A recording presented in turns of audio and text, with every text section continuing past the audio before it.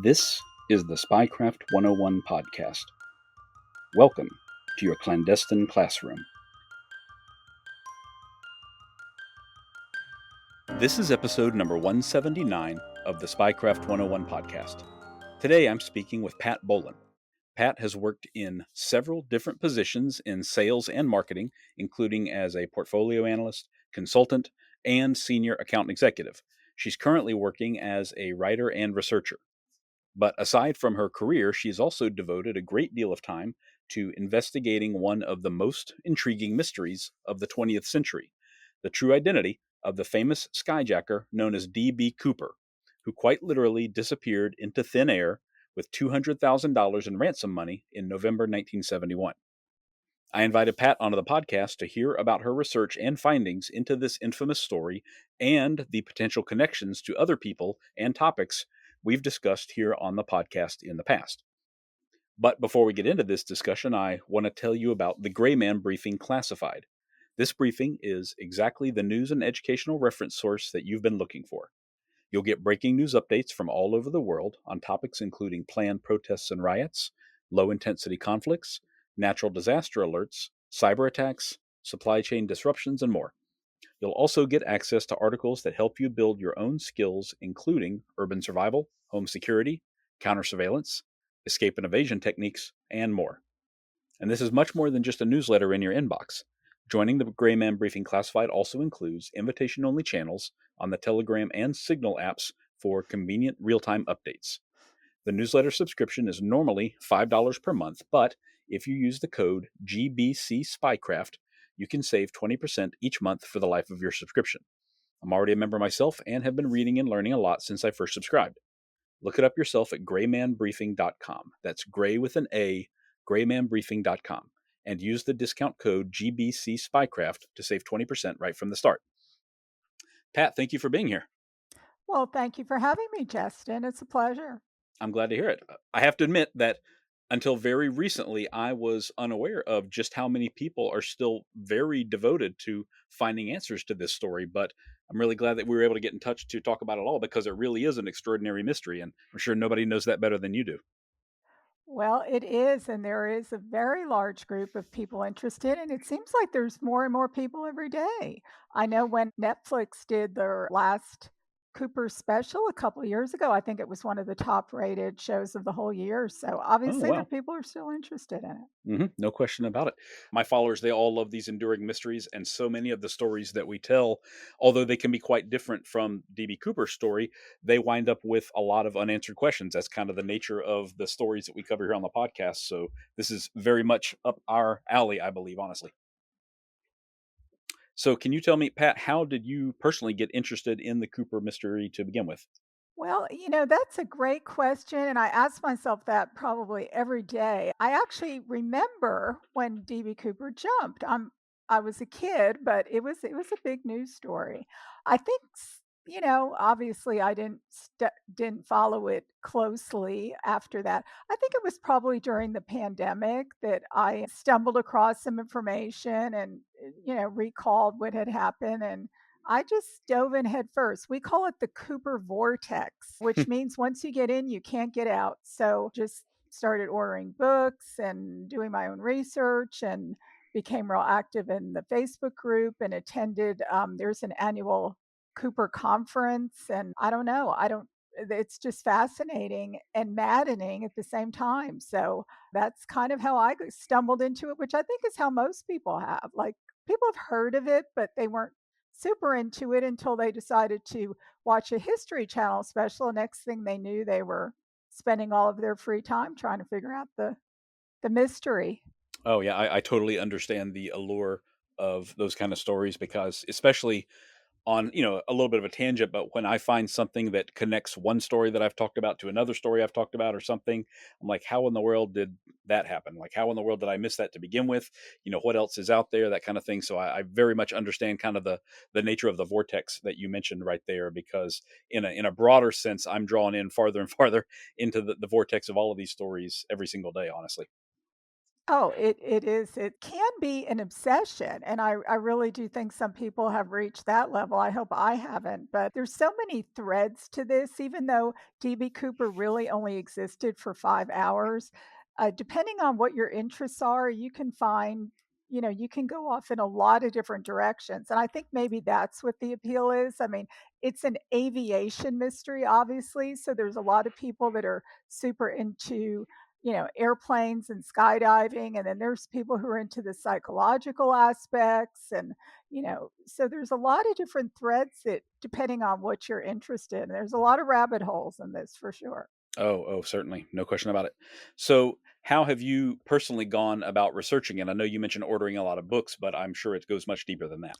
Well, it is. And in 2016, a couple of gentlemen actually sued the FBI saying that they knew who DB Cooper was, and the FBI was impeding their investigation by not releasing all of their files. There's supposedly over 80,000 pieces of paper attributed to this case. So every time the FBI would get a tip or they'd have some new bit of information, they would fill out a form which is called a 302. So actually, these gentlemen won the case. So a number of years ago, the FBI was compelled by the court to start releasing all these documents. Now, of course, they only release about 500 a month because they have to examine them and redact them and make sure there's nothing of, national security, or if the person mentioned is still living, they're not allowed to reveal their name. So there's a lot of things that they have to do, but I think about half of them have already been released,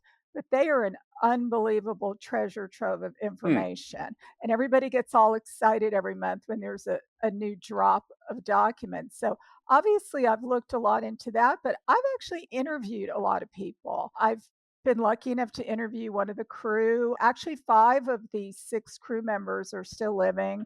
Hmm. I've spoken with someone who was a passenger on the plane, and then I've looked into people who gentlemen who were just happened to be pilots of 727s. I've talked to several stewardesses who worked for Northwest in 1971, and I do call them stewardesses just because that's what they were called at the time.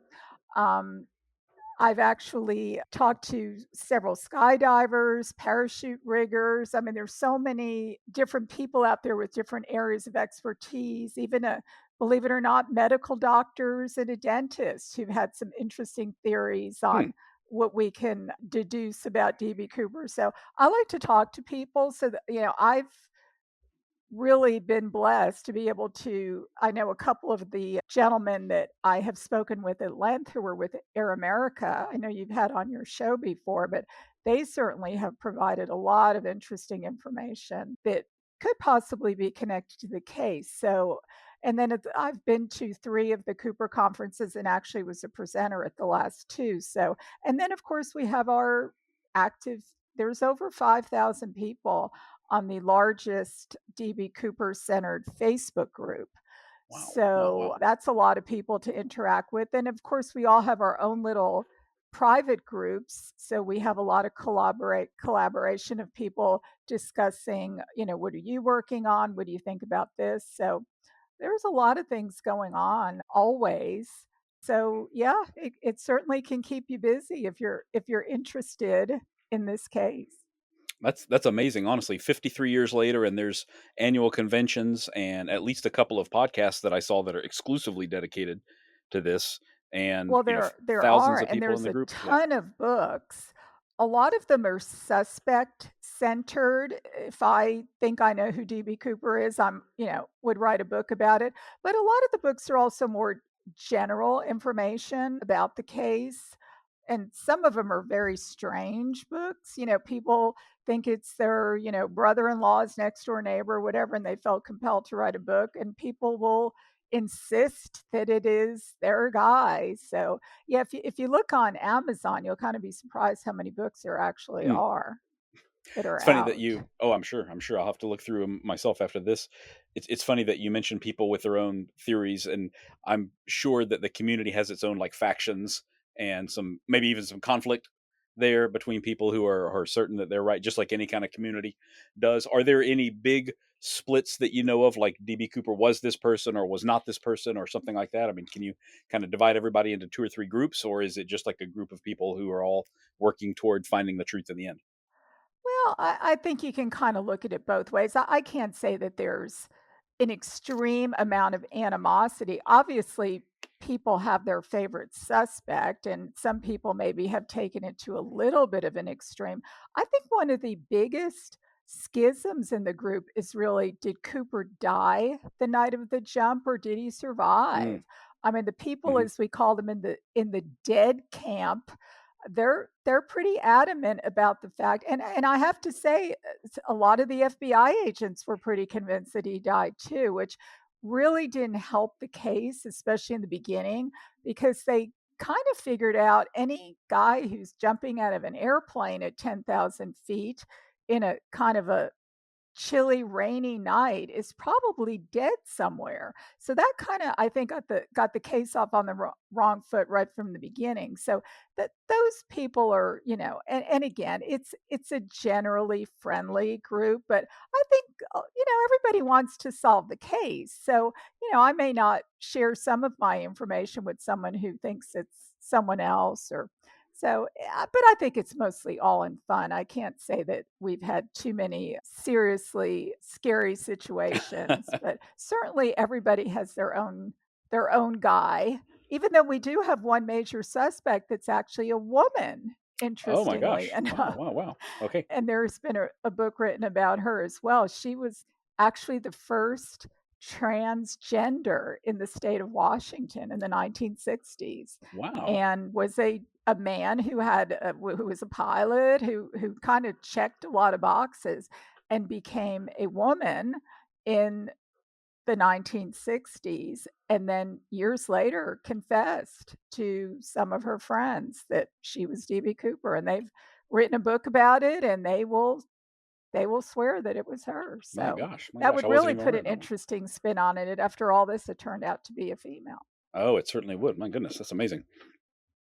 So I want to ask you, we've already kind of talked around a little bit, with the parachuting at night and that sort of thing. Can you actually take me through those 5 hours that you mentioned of DB Cooper? Like what was known at the time before the true investigation began? Like what was the flight? What were the demands, et cetera, et cetera? Sure. Well, it was November 24th, 1971, which was the night before Thanksgiving. So it was a Wednesday afternoon.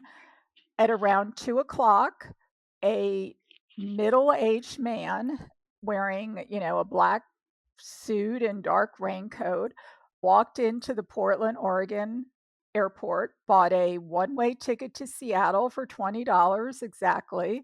$20, got on a plane. He wasn't spotted by anyone at the airport except for the gentleman who sold him the ticket and the gentleman who took his ticket to board the aircraft. Now, he did not give his name as DB Cooper. He actually gave his name as Dan Cooper, which is what was on the ticket. That was kind of a miscommunication with some of the press after the Mm. hijacking. So he actually gave his name as Dan Cooper. Got on the plane, headed for Seattle, and ordered a bourbon and 7 Up. They started serving drinks before the plane even took off. Slipped a note to one of the young ladies. All this the 3 there were 3 stewardesses on the plane as well as 3 cockpit crew members. Slipped a note, and she didn't read it right away because she thought it was some middle-aged businessman who was slipping her his phone number or something. So she sat down. They were still taxiing on the runway, interestingly, at this point. They hadn't even taken off yet. So he was sitting in the back seat, the last row, seat 18A. He said, turned around and said to her, you better read that note. And when she did, she just about fainted because it said, Miss, I have a bomb. Come sit next to me. So anyway, things transpired. Of course, the plane took off. He demanded 4 parachutes, $200,000 in a knapsack. He said he wanted to go to Mexico and that he had a bomb. He did have a briefcase, which he kept in the seat next to him, and he kept the the lid of the briefcase open and his hand was kind of coming in and out. He actually showed her what looked like a bomb. Of course, who knows what a bomb looks like, but it did have, a battery and wires, and it certainly looked believable. Hmm. So the plane, while they obviously on the ground, they were scurrying around. Again, 1971, a lot of banks closed at 3 o'clock, and they were trying to track down parachutes. So all this took quite a bit of time. He gave them a 5 o'clock deadline. The plane had taken off about 3, but anyway, it took them a while to gather all this stuff together. They finally did land in Seattle. None of the passengers ever knew they were being hijacked. So that worked out really well for him because nobody really had any reason to pay attention to this guy sitting in the last row. They just wanted to get home. So the plane lands in Seattle. They bring the money to the plane. They finally see First, which was a huge bank in the Seattle area with a lot of branches. Oddly enough, they happen to have a ransom pack ready in case of a ransom event, Hmm. which is very strange. Anyway, so the serial numbers had already been recorded. They brought over the money, and I mean, if you can picture this, that the stewardess Tina was actually dragging this 20-pound money bag with $10,000 bills down the aisle of the plane, and nobody's I mean, obviously, people were wondering what in the world was going on. But anyway, when he finally got his money, he let all the passengers go. He let two of the stewardesses go. He gave them very specific flight configurations. This was a 727. There were only two jets flying at the time that actually had stairs that were in the back of the plane. We all think of entering a plane from the side door, but this plane and another model actually had stairs in the back. So Hmm. he gave him very specific flight configuration. He didn't want to fly higher than 10,000 feet. He wanted the back stairs down. They had to leave the landing gear down. I mean, he was very specific about what he asked for. Well, of course, this is not the normal way that a plane flies. So even the pilots and Northwest Airlines didn't know if they could fly with the stairs down. So they actually had to call Boeing to get this information. So how Cooper knew all this, obviously that's one of the major rabbit holes in this case. But anyway, they told him the problem was with the way that he wanted them to fly, they were going to be burning up a lot more fuel than they normally would with a normal. They told him they were going to have to make a pit stop somewhere to refuel the plane. So they kind of negotiated on all that because, Mexico and Seattle aren't exactly close. Of So course. they finally decided on Reno. So after they refuel the plane and he got his parachutes and he got his money and everything, they took off for Reno. And somewhere close to 8 o'clock, he asked the stewardess to go up front. And again, the cockpit crew never saw Cooper.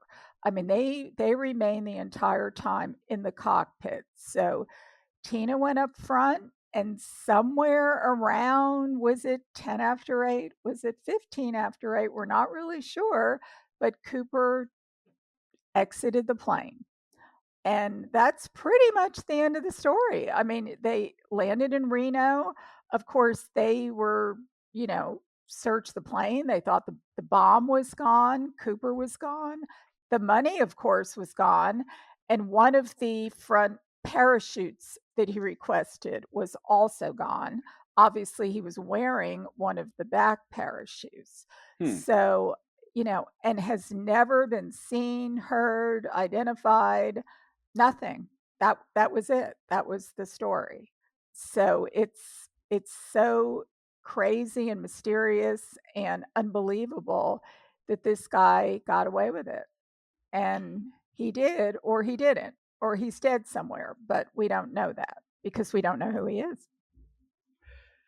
So that is really incredible that he truly just disappeared into the night, literally and figuratively, like that. Was there like a a massive manhunt after this? Did this capture the attention of the whole country as it was happening, or the days after it was happening? Anyway, was there a manhunt on the ground? All of that.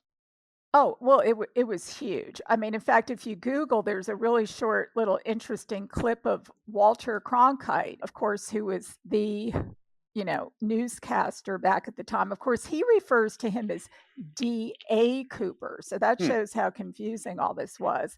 He referred to him, I think, as like a master criminal. Oh, this was huge because nobody had ever done this before.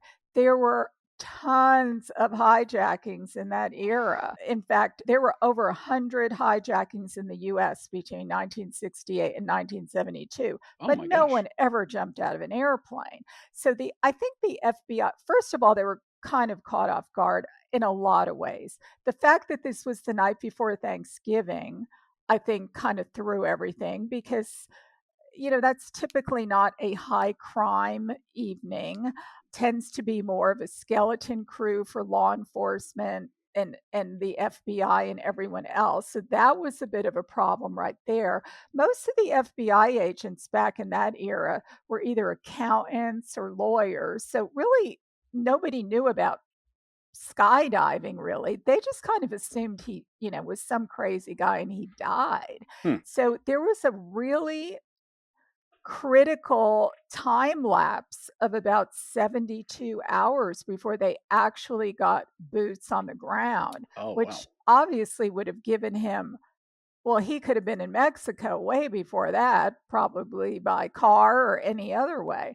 So Hmm. that was a real problem in the case in catching him. The other thing is they didn't know where he jumped.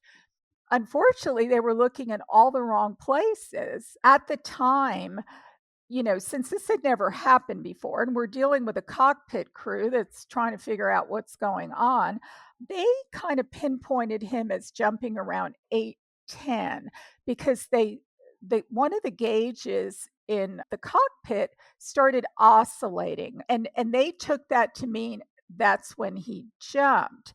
They were also a few minutes later feeling sort of a popping in their ears because again, the back door is open, the cabin's depressurized.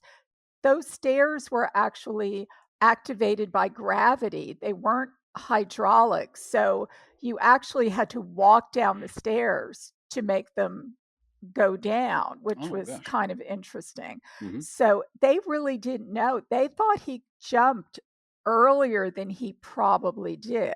So they were searching much farther north than we now think Cooper probably did jump, which is now a lot closer to Vancouver, Washington.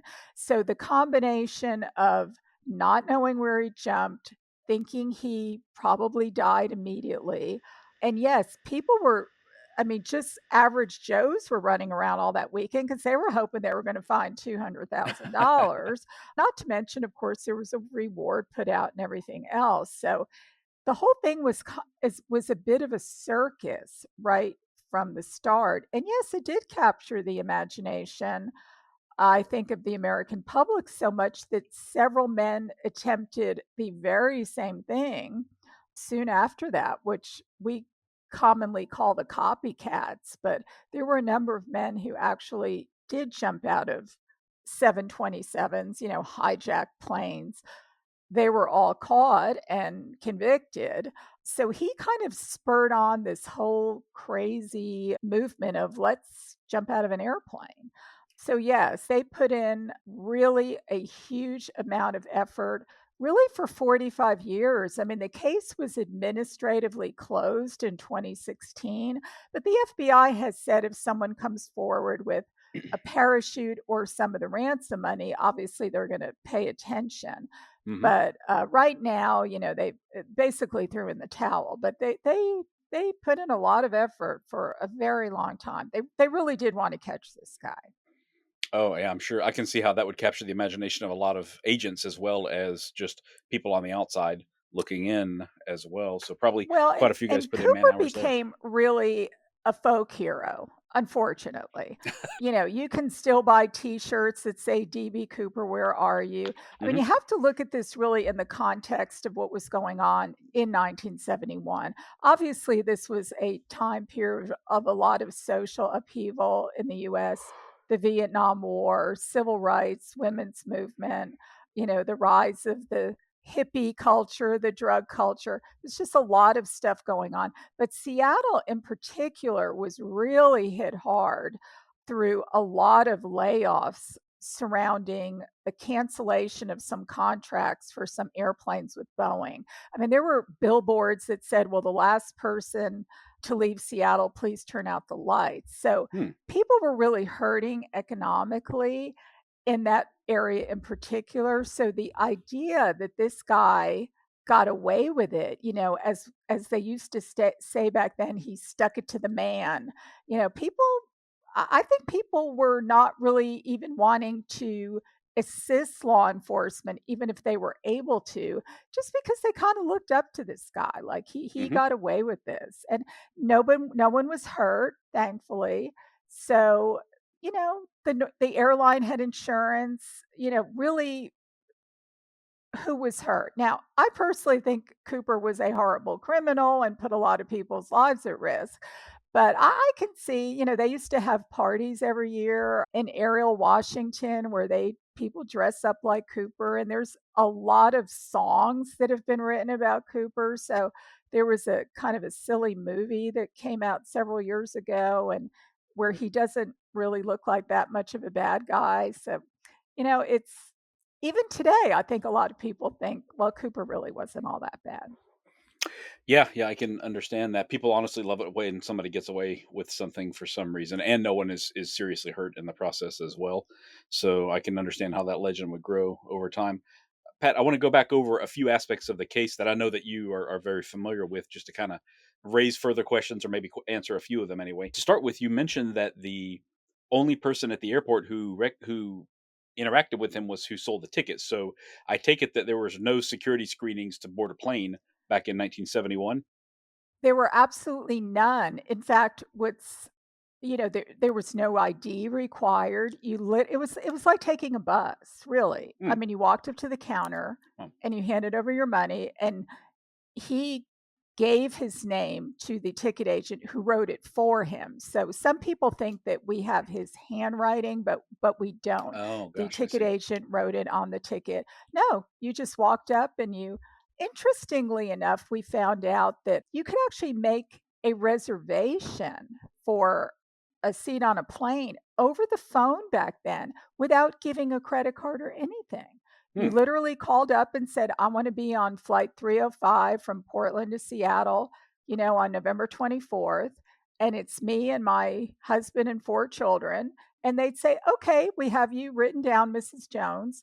And then when Mrs. Jones showed up at the airport, she handed over her money. So it was Oh my so gosh. different than we have now. There were any metal detectors. Obviously, you weren't taking off your shoes. There was no screenings. Now, the fact that there were so many hijackings, they did randomly put air marshals on airplanes. But this was a really short flight from Portland to Seattle. Hmm. So I know Cooper did mention when he was on the plane to the stewardess, I hope there are no air marshals on the plane. Obviously, there were not, but that probably wouldn't have been a flight that they would have had one just because it was so short. At least that leg of it. That was actually the terminating flight of a very long day of several stops, but that was the final stop of the day. So, no, there were not any screenings, nothing like, and that was a very controversial topic at the time because we did have so many hijackings. And I know the Nixon administration at the time was really trying to figure out how to increase airline security, but the airlines were really resisting it because they did not want to, which is kind of funny to us now, but they didn't want to inconvenience their customers in any way.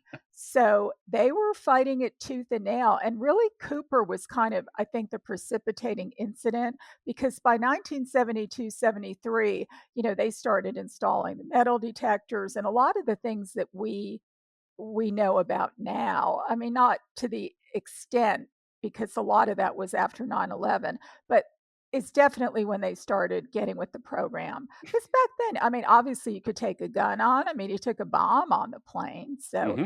it was pretty scary stuff. Wow.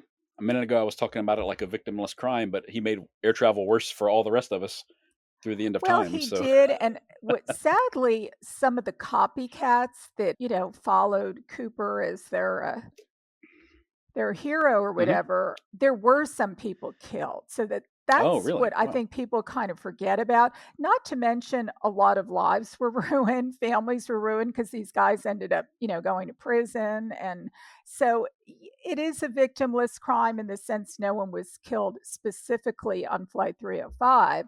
But there were a lot of repercussions. And you're right, we can thank some of these people for what we go Hmm. through every time we get on an My airplane. gosh.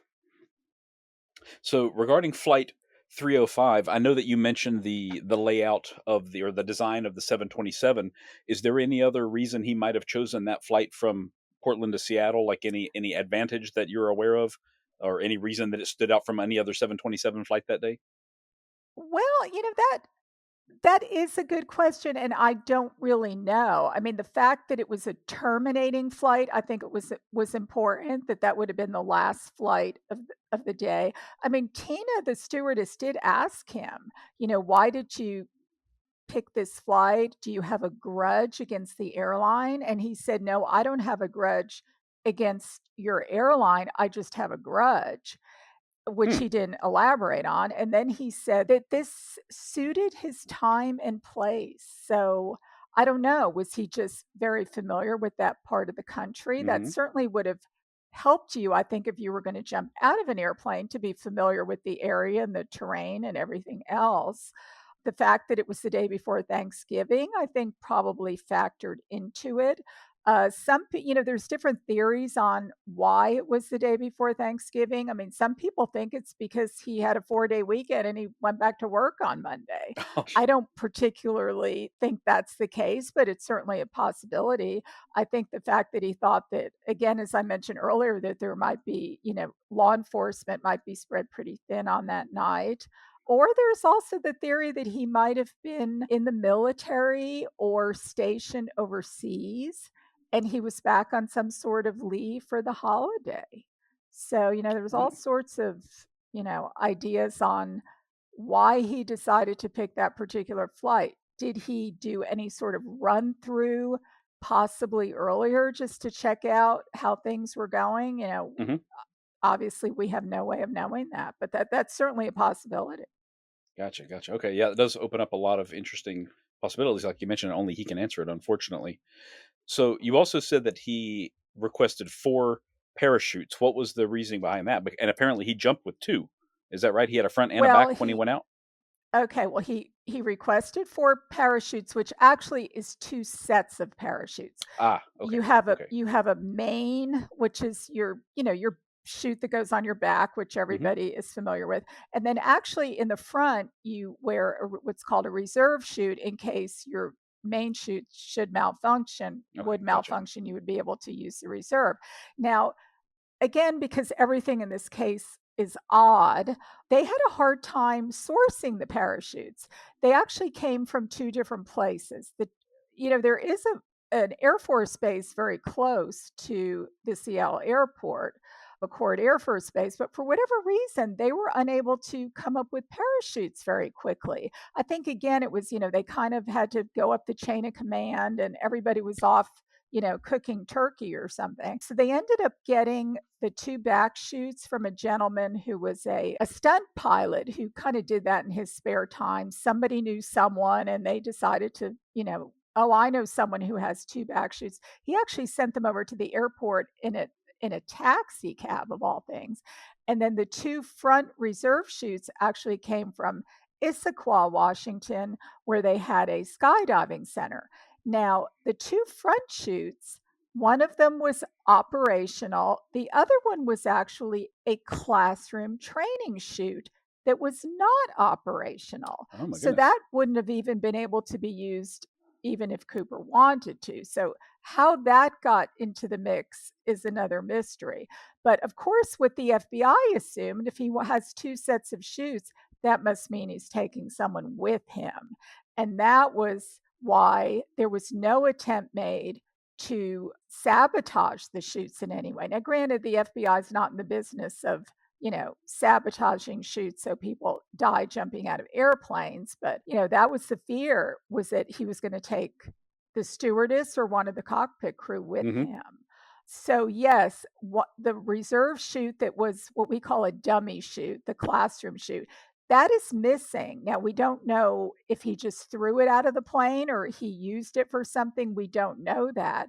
But he did leave on the plane the other back main chute and the other reserve chute, because the chute that they provided him was it lacked something called D rings, without getting too technical or Hmm. complicated. So it was the reserve chute was unable to be attached to it. So he jumped just with the back chute and the money. So the money was not provided in a knapsack like he asked for. Again, I don't know why they didn't meet his demands as he requested, but they did not. It was actually provided in just one of those flimsy bank bags that you kind of see in a cartoon. Hmm. Okay. So he actually, the other reserve chute, he cut it up. When you think about a parachute, it has all those big lines that connect the what's on your back to the canopy. Hmm. So he cut those up. He had a knife with him and used those to kind of wrap the money bag around himself. I mean, it's very curious that he didn't.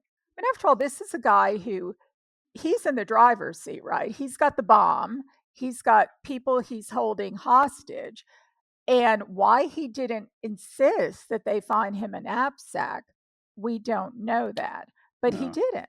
Everyone said Cooper was a gentleman. He was very polite, he was very nice. I've actually, like I said, I've talked to one of the crew on the plane, said Cooper never really threatened them. I mean, he said he had a bomb, but he never really, said, hey, I'm going to blow everyone up. He didn't really interact with anyone in a negative way. I mean, when they were interviewed after the flight, they said he was rather nice. Hmm. So he was kind of like the gentleman bandit, I guess. Wow. Yeah, just a total professional in very, I guess you'd say, adverse circumstances. That speaks to his character in some ways. The maybe like a risk taker, a perpetual risk taker, something like that is kind of what I'm imagining. But I'm sure the FBI put a lot of thought into it as well. So, Pat, also, I assume that the bomb was not left behind. So, do you think that he somehow strapped that to his body if it was in a briefcase, or tossed it out the back as he jumped, or something like that?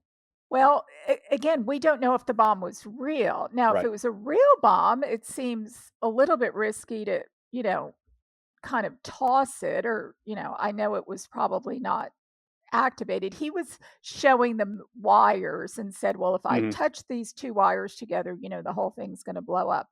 I tend to think that he just closed up the briefcase and probably tossed it. Okay. Again, Yeah. nothing has ever been found.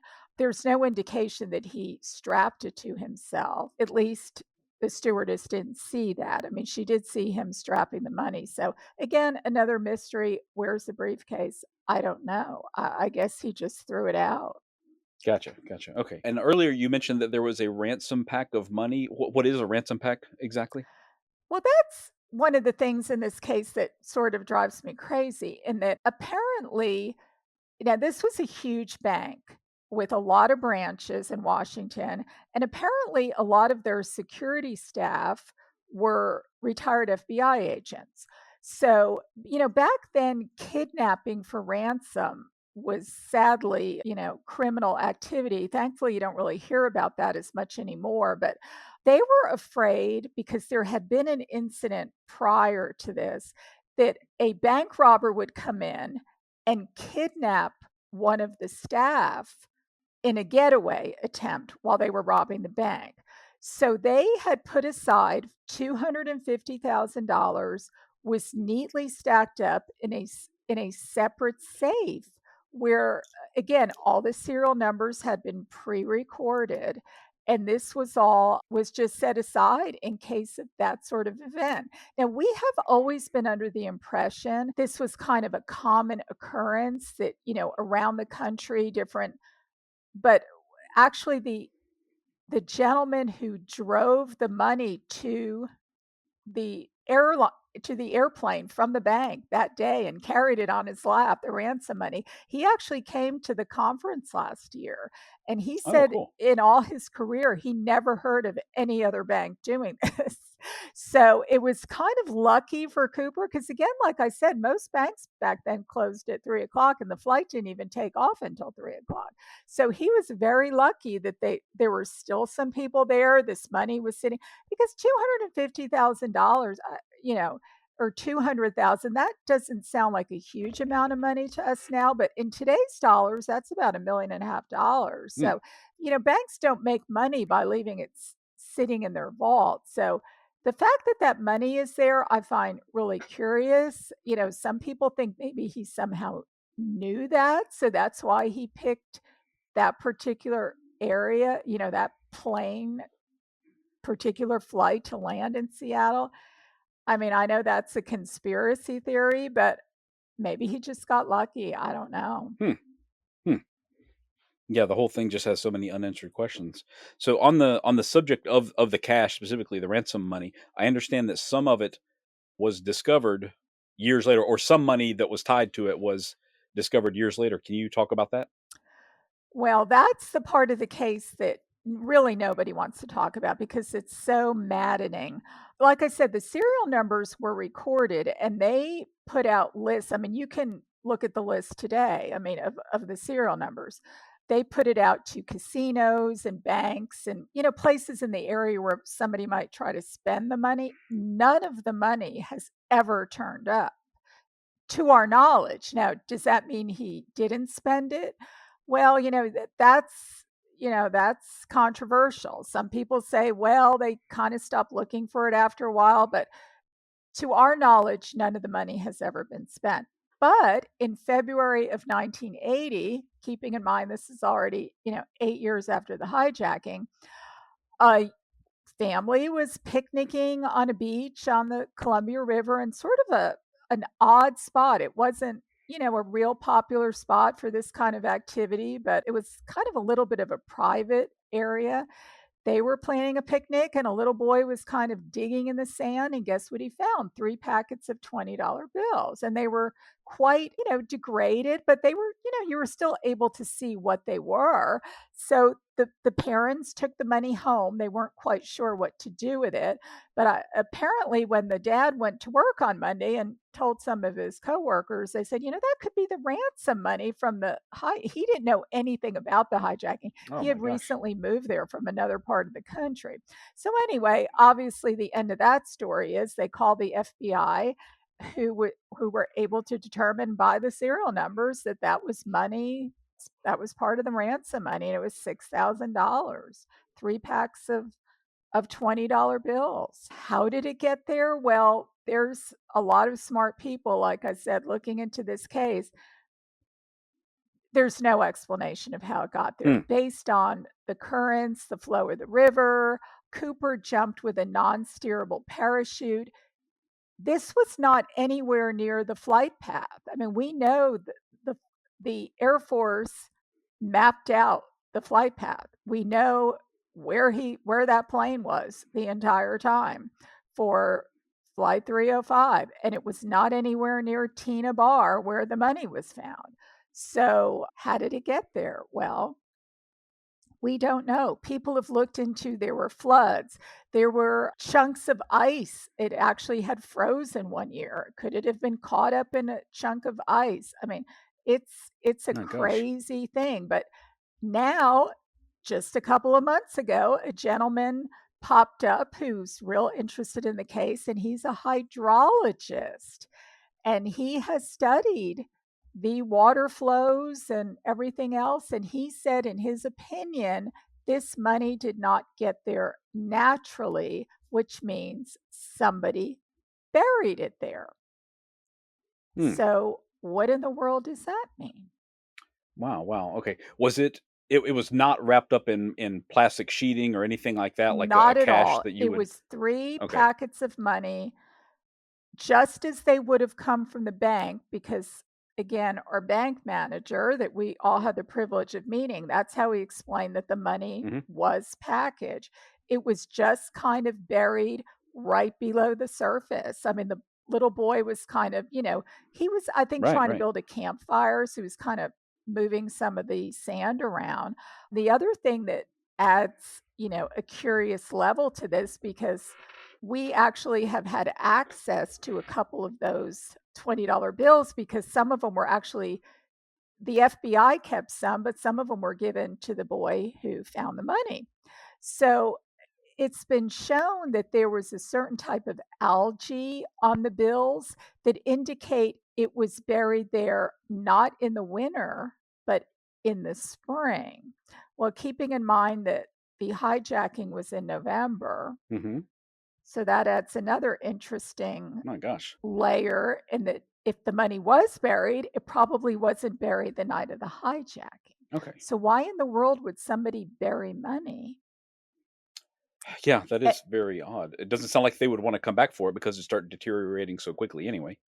yeah, I mean, it Hmm. doesn't make any sense. Somebody though found, I know you have a lot of, things to do with the CIA. Somebody found an old article from Jack Anderson, who is a really popular columnist, syndicated columnist for years. And he had an article that the CIA used to, when they used to pay their operatives or, secret agents or whatever they were, they would bury their paycheck, their payment, their cash in the sand on beaches in Hmm. Florida. That was kind of Really? crazy. And I thought, well, okay. But of course, again, where would the CIA come up with Cooper's ransom money? Well, I don't know. You can really run with that one. Um, so I don't know. I think even the people who are super, super into this case, a lot of them just go, don't even mention Tina Barr to me, because it makes absolutely no sense. And then, of course, you have the odd coincidence that it's called Tina Barr. Of course, Tina was the name of the stewardess that spent all the time on the plane with DB Oh, Cooper. boy, yeah. So, Wow, does wow, that wow. mean anything? Probably not, but just another of the many, many coincidences in this Right. case. Right, right, right. I was thinking since you mentioned, CIA burying money for people, I recall, and I've seen a photo from their museum. They had like a tube with a spike at the end of it that you could push into the ground with your foot, as like a dead drop to leave it. You could be walking through a park and quickly just push something into the ground, almost like you would with a golf tee, but much larger than that. But I've never heard of somebody just dropping money into a hole in the dirt and Yeah, I then mean, covering it up. it doesn't make sense, but then again, it doesn't make sense how that money was there. Right, So, right. again, who knows? Very odd. My theory for a while has been that whoever DB Cooper was, he knew that they were on to him. I mean, there were some really, really good suspects that the FBI were pretty hot on for a while, and that maybe he wanted to, bury the money so that they would, because after all, if you find some of the money right next to a river, the assumption is going to be he's at the bottom of the river, right? So Mhm. Sure. that could be, but again, I don't know how he would have assumed that somebody would find it. That's the problem with that theory. So I don't know. If you come up with a better one, please let us know, because the more we hear about this, and especially with this gentleman coming forward saying he thinks that somebody buried it, that really kind of threw everybody for a loop, to be honest. Yeah, yeah, that's very strange, very strange. So I guess this is a good time to ask, Pat. You mentioned earlier a lot of people are in the dead camp, and I guess there's a camp of the living as well. So which camp are you in personally? I think he survived just simply because he's never been seen again. I think there's a misconception that the whole drop zone was this super wooded, like the Amazon jungle or something. It was not. I mean, there were a lot of homes, farmland, and yes, there were some wooded areas clearly, but there's a lot of hunters there, not to mention how many people literally were out looking for him and trying to find the money. So I don't again, his body at this point obviously would have been completely deteriorated, but parachutes, they have a lot of metal parts and things. I mean, they would last forever. So there's been no parachute, there's no body. Now, I know, people say, well, look through the missing persons reports, which of course has already been done. But, a lot of people weren't reported missing. So I don't think that's like a great avenue to look at. But again, there's no evidence. There's no briefcase, there's no parachute, there's no body. So to me, that leads us to believe he did survive. Not to mention, if you ask anyone who's a skydiver, a paratrooper, a smoke jumper, they all will say this was really not that hard of a jump. I mean, if he pulled the ripcord, he probably survived. And there's really no reason to think why he wouldn't have. I don't know who would get on a plane and not have any skydiving experience, because you'd have to be completely crazy to do this. And everything about Cooper that night really led you to believe that he knew about chutes. I mean, he knew how to put it on. He examined them in a way that led everyone to believe that he was familiar with parachutes. So, I think he had done this before and he knew exactly what to do. Yeah, jumping at night is pretty scary, but so is hijacking a plane. Hmm. Hmm. Yeah, certainly. I mean, he clearly had planned out things so well. I can't imagine that he would have left the most important and riskiest part totally to chance ahead of Exactly. time. Okay, I get that totally.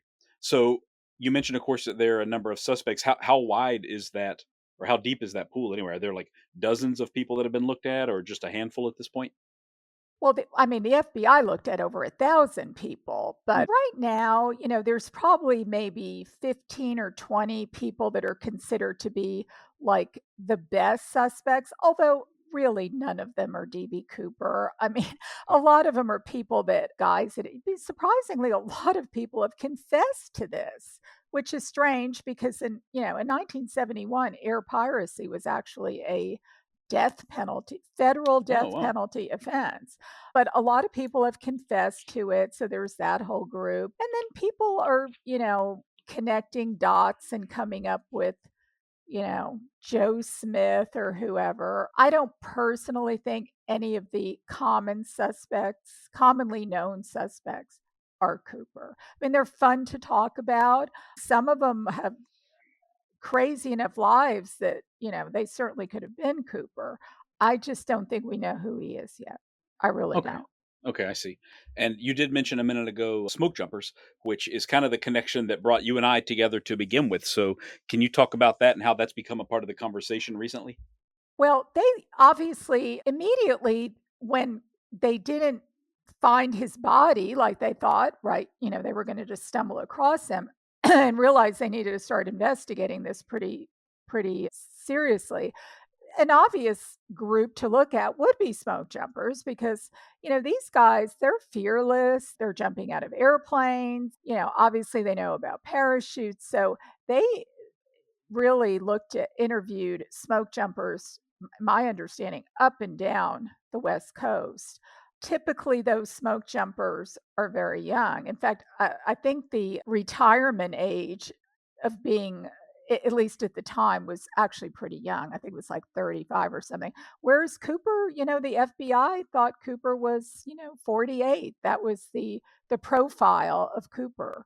So that doesn't really seem to add up that he probably was a smoke jumper. Hmm. Just now he could have been a former smoke jumper. Obviously there's that, but who's tracking down former smoke jumpers? Now, of course, the gentleman you've talked to, because obviously smoke jumping is a seasonal activity. So a lot of them were working for Air America over in Southeast Asia. Hmm.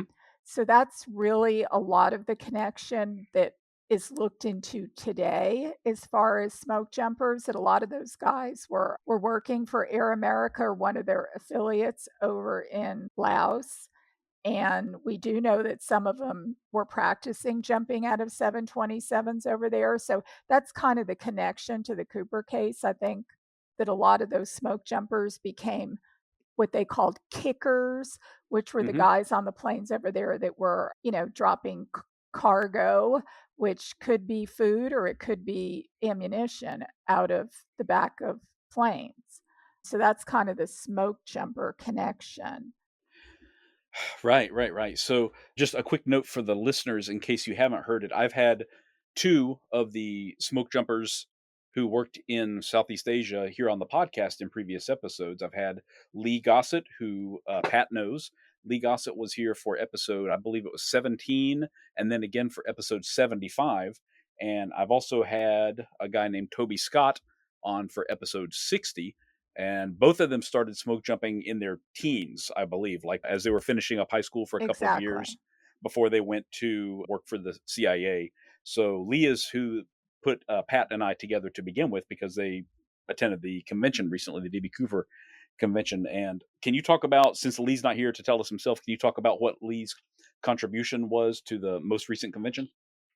Oh, well, actually, I had the privilege of interviewing Lee on stage. Oh, great. Well, was not only a smoke jumper, he signed on with Air America, and he actually then was a pilot for them for a number of years. And he's also a master parachute rigger, which is a very select group of people, my understanding, who get that designation. So he really checked a lot of boxes. So that was great for us. So I was actually able to interview him, and then he was on a panel discussion with talking about his smoke jumping experience. And again, like you say, he was very young when he did that, with actually a paratrooper as well as a gentleman who's a recreational skydiver, but has been doing it for over 50 years. So they were able to discuss, did Cooper know about chutes? And they all, agreed yes, he did have some prior knowledge. And they also agreed that he would have no problem surviving this jump. So that was kind of the consensus. So actually, Lee was participated in two panels, which was quite interesting. But yes, he had quite a career as a smoke jumper and pilot and rigger and everything else he's done. So He's done so many things. And, despite the fact that we've talked about them two separate times, there's a lot more that Lee has not told me and probably not told anybody, quite frankly, uh, about his life.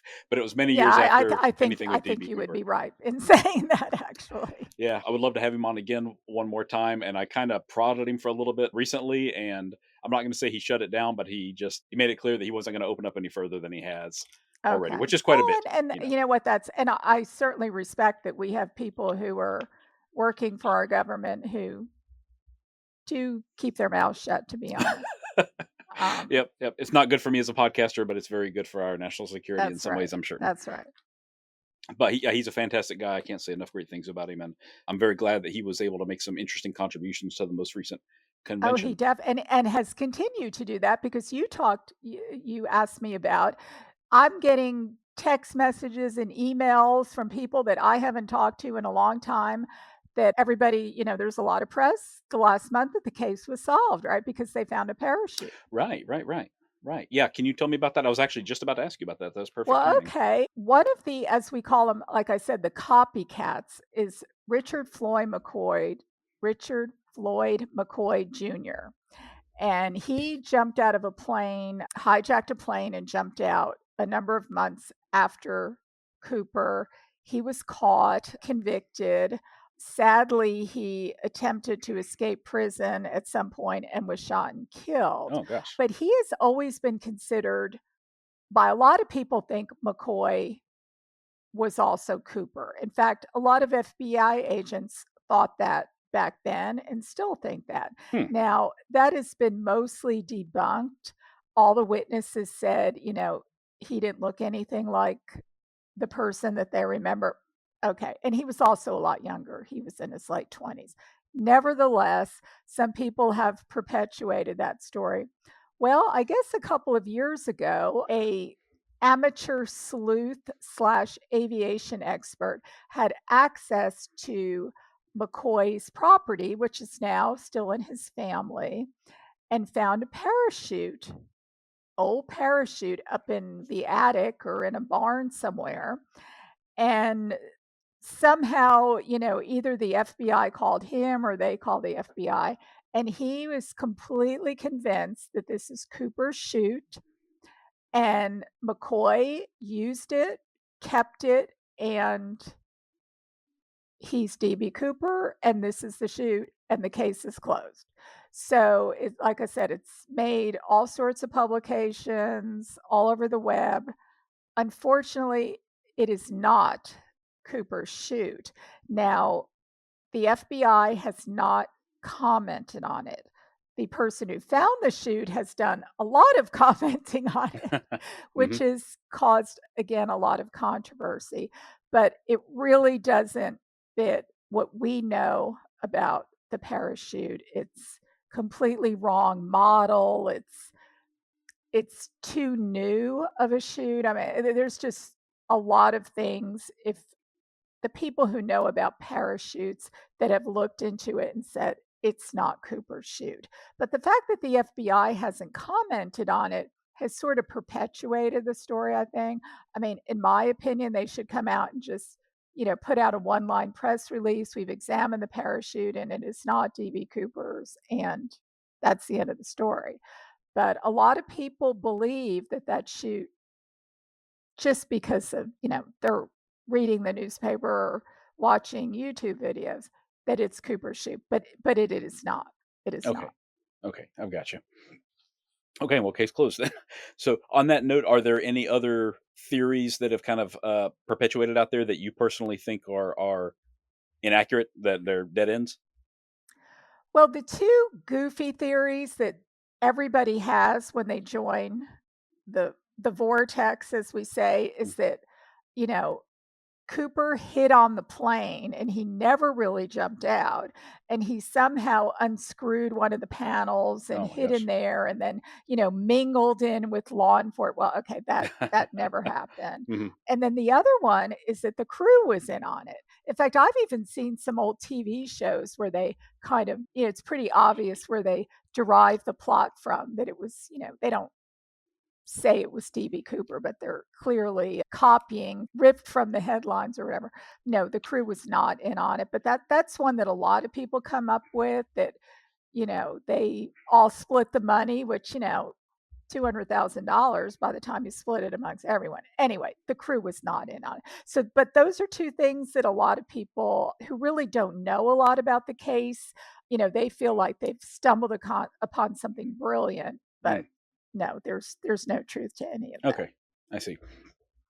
And since you mentioned earlier the hydrologist who gave his input recently, and then that very, very cool bit about the algae found on the $20 bill, Mhm. have there been any big breaks in the case that you haven't mentioned already due to just like technological development and new forensic techniques being applied to old evidence, that sort of thing? Well, very much so, because really the only thing that is ever going to solve this case is DNA, Hmm. which in 1971 was not a thing in law enforcement, clearly. So, you know, Cooper left his tie on the plane. I did not mention that earlier, but of the evidence that we have, for some reason, he left his clip on tie on the airplane. Hmm. So we do have the tie, but of course, back then, everybody was hailing it without gloves, and it's kind of been passed around a lot.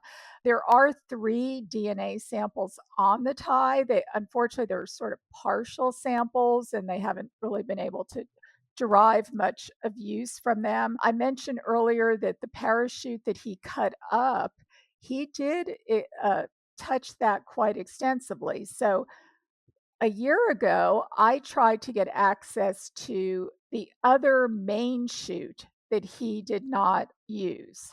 That is in the Washington State History Museum in Tacoma.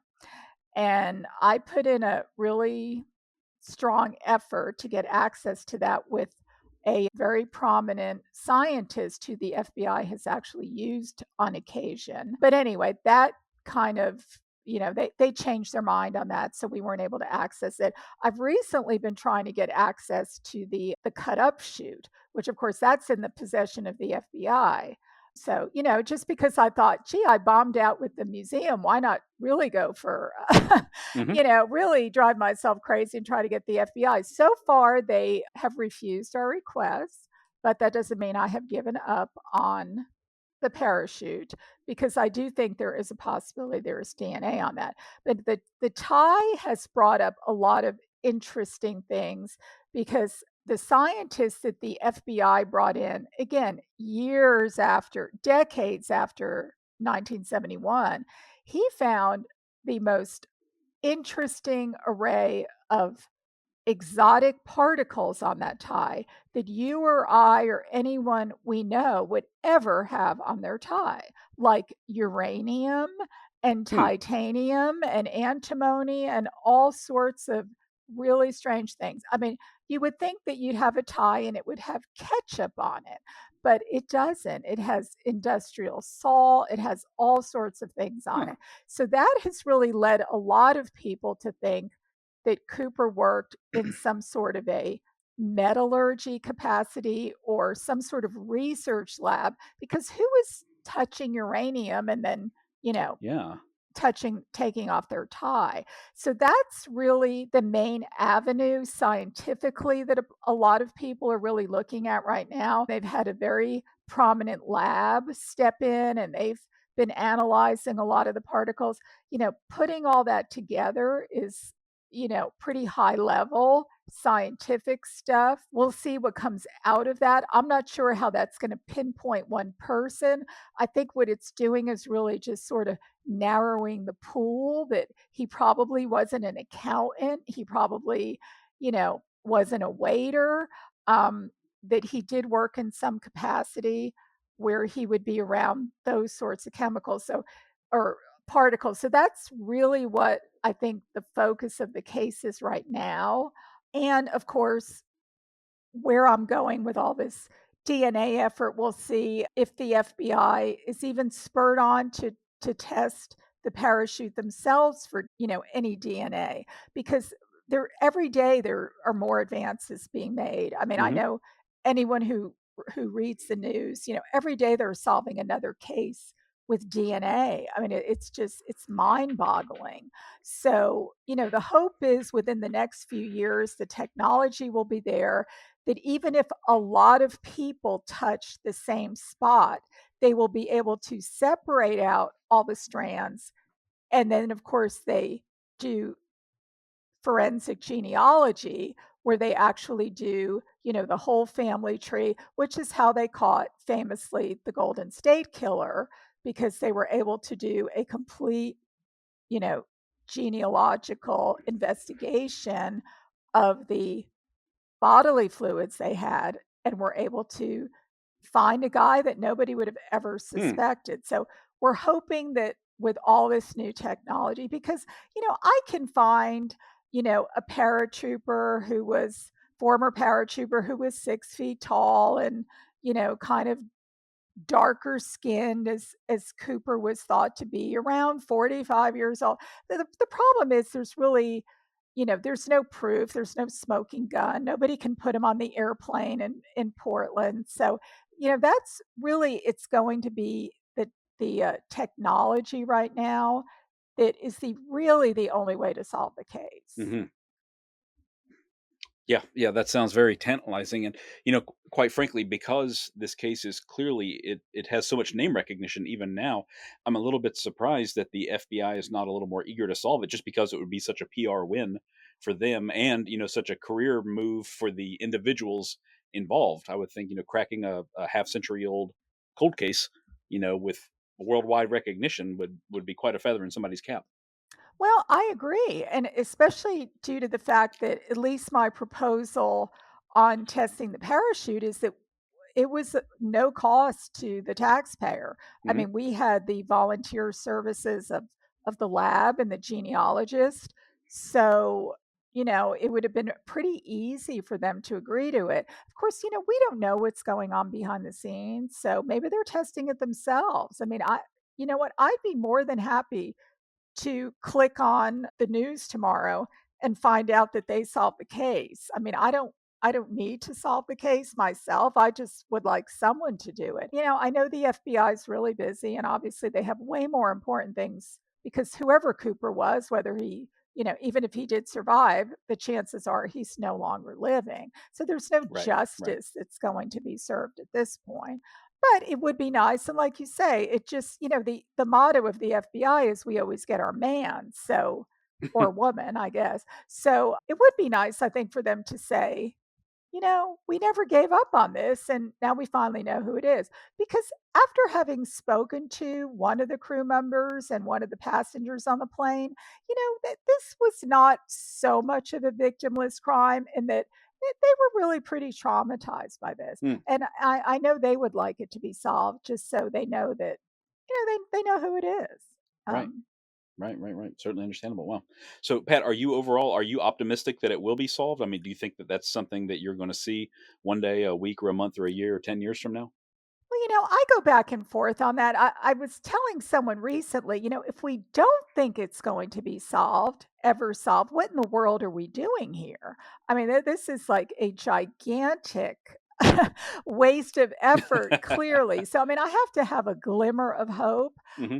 With every passing year, I think the chances might be diminishing, but then they might be increasing just because of technology. So, yeah, I mean, I'm hopeful. I think it could be solved. I'm not saying it's going to be, but I think there's probably enough information that we probably could. We just haven't. Hmm. So let's see what happens. Okay. But Well, it would be cool. I admit it. I'd like to see it. And so yeah. would a lot of other people. I think it'd make another great Netflix special, that's for sure. The Oh, yeah. solving of the DB Cooper case. Absolutely would. Absolutely would. So, Pat, you've clearly done a huge amount of legwork on this. Are you planning to publish your own findings some way or somehow in the future? Well, I there's so many books that have been written about this, and there's another book that's about to come out, I think. And I think the book to be written on this is why in the world are we all doing this? I think there's a real psychological Hmm. study on the people that are so deep into this. Again, there's no closure on this case. It's not John Benet Ramsey or some horrible case where, there's a young the Zodiac or whoever. There's really, so if we solve it, okay, we solve it. But I do have a blog that I've recently started just because I felt like I needed to put my thoughts on paper. So that is literally started in the last week. But I don't know. I mean, I've kind of toyed with that idea of is there a book in this? Really, this whole idea of the rise of the amateur sleuths. That's a very recent phenomenon. Obviously, with the rise of the internet, and there's ancestry and all these different websites and different things we can investigate. I think that's a really interesting story. Like, who are the people that are sitting up late at night looking at their computer trying to figure out who's related to whom and how does this factor into the case? So Hmm. I would, if I don't write the book on that, I hope somebody else does because I think it's kind of a really interesting hobby for people to have. Oh yeah, yeah, I agree. And you saying that just spurred a little memory of mine. I'm not sure if you've seen the documentary yourself called American Conspiracy: The Octopus Murders. It's on No. Netflix.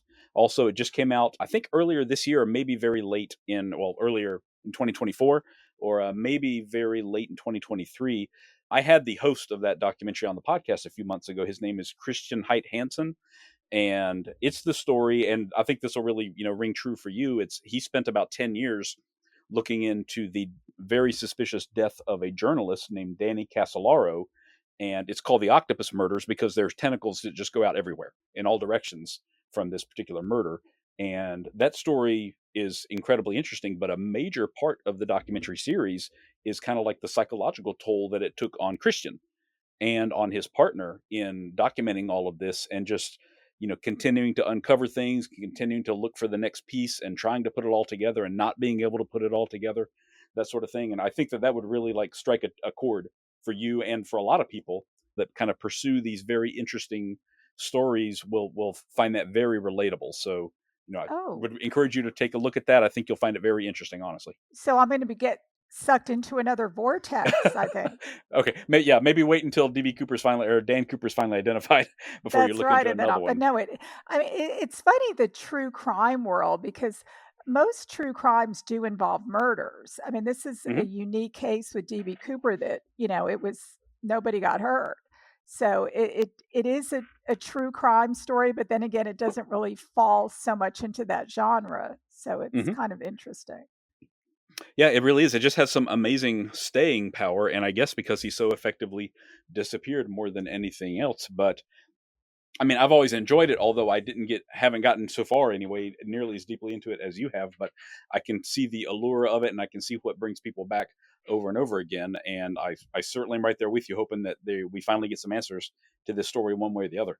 Well, they say that the three most popular, whatever, unsolved mysteries in the United States are what happened to Jimmy Hoffa, what happened to Amelia Earhart, and who was DB Cooper. Mm, So I always thought that was really interesting. That yeah, it's an enduring mystery. yeah, I So can totally see hopefully that. we get it solved soon. I certainly hope so too. So, Pat, where can people connect with you if they want to after they listen to this episode? I know that you said you started blogging recently. I do have a blog. It's called Negotiable Currency, which the name derives from the fact that Cooper asked for, we think he asked for $200,000 in negotiable American currency. Of course, that's a story for another day, because why did he mention American currency? Maybe he I don't wasn't know. from America. I also am on X at Pat Boland 2. I am very active on the Facebook group. Like I said, we have over 5,100 people. It's called the DB Cooper Mystery Group. It's run by a gentleman named Eric Eulis, who is pretty well known in the community because he does a lot of television about the case. So, yeah, those are probably the best places to find me, I think, unless I'm out digging at Tina Bar trying to find more money. Right. Okay, very understandable. Fantastic. We will link those up in the show notes, and I'm going to check out the Facebook group myself as well as soon as we're Oh, done please here. join. We'd love to have you in it. Oh yeah, I definitely will. Well, thank you so much, Pat. This has been super informative, and I'm rooting for you, and I'm rooting for everybody else as well that we'll get some answers here one way or the other very soon. Okay, great, Justin. Thank you so much for having me. It's been so much Thank you. fun. Take All care. right, thanks. If you're interested in more of Spycraft 101, look for my page on Instagram at Spycraft 101. You can also find more great articles on my website, spycraft101.com. Thank you all for listening, and I hope you'll stick around because there's lots more to come. Disclaimer. This podcast is for entertainment purposes only. The stories and statements expressed herein are experiences and opinions. They may not reflect the views of the host or the production studio. It's okay if you disagree with our content. No piece of media is right for everyone. If you love Spycraft 101, please check us out online, on Instagram, on YouTube, and especially on Patreon. Thank you for listening.